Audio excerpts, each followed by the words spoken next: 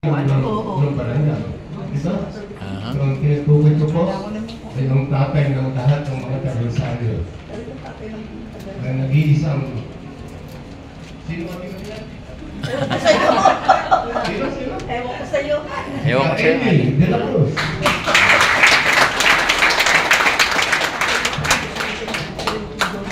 Mahirap na yung ano. Tumatanda. Dimot na kami. Magandang hapon. Magandang hapon. Masyado tayo seryoso. Magandang hapon. Siyempre sa una sa aking mga kagawad. Magandang hapon sa inyo. Salamat. Kompleto tayo. At saka si SK Chairman, Byron. At saka si kanyang mga kagawad. Ito yung guest natin.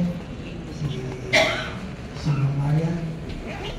Ako, hindi ka panitin sa inyo. Ako sasabihin. At si Rayo, si Mang Marilyn.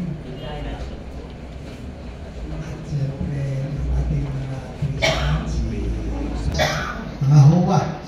Salamat sa inyo at nakikinig kayo. Kasi pag hindi kayo nakinig, hindi namin kayo papakinggan. Dahil nakakatiwa, very cooperative po yung mga magandang hapon po sa inyong lahat. Ngayon po yung ating Barangay Assembly Day. Salamat. Pasensya na kayo, dito lang tayo ngayon kasi talaga nagaya ng nasabi kanina, medyo biglaan, di ba? Hindi naman bigla, nasa DILG code naman to.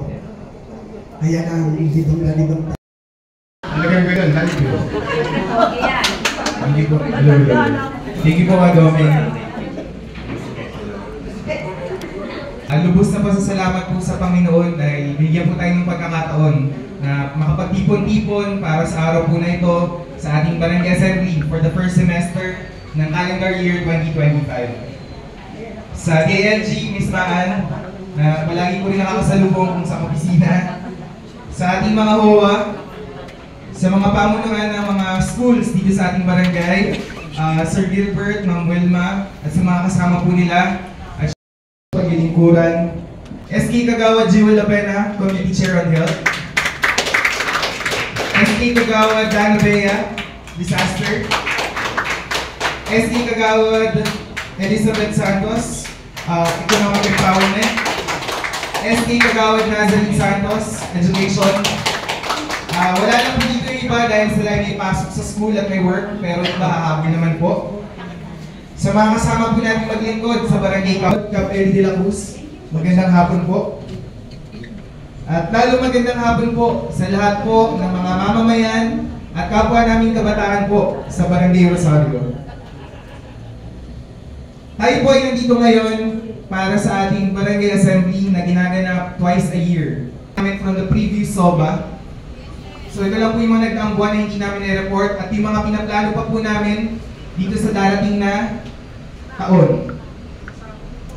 Pero before yun, share ko lang po. Nangyayari ito hindi lang po sa barangay sa Pasig, kundi sa lahat po ng barangay sa Pilipinas. Marami pong barangay yung hindi ganun katibay. Sa SK Annual Budget Timeline, last year pa lang po ay pinaplano na at pinaplansya na po ang budget. Regular sessions ngayon 2025. At ayan nyo naman po ako i-present kung ano po yung breakdown dun sa different committees na inalatan ng budget for the SK.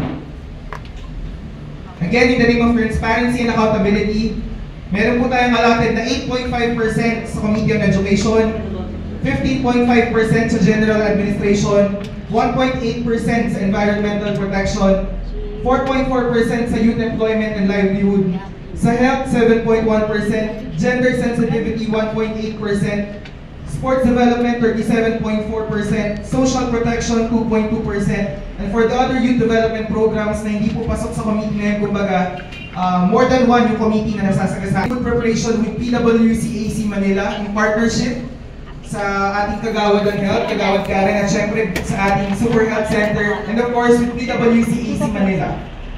Next slide po.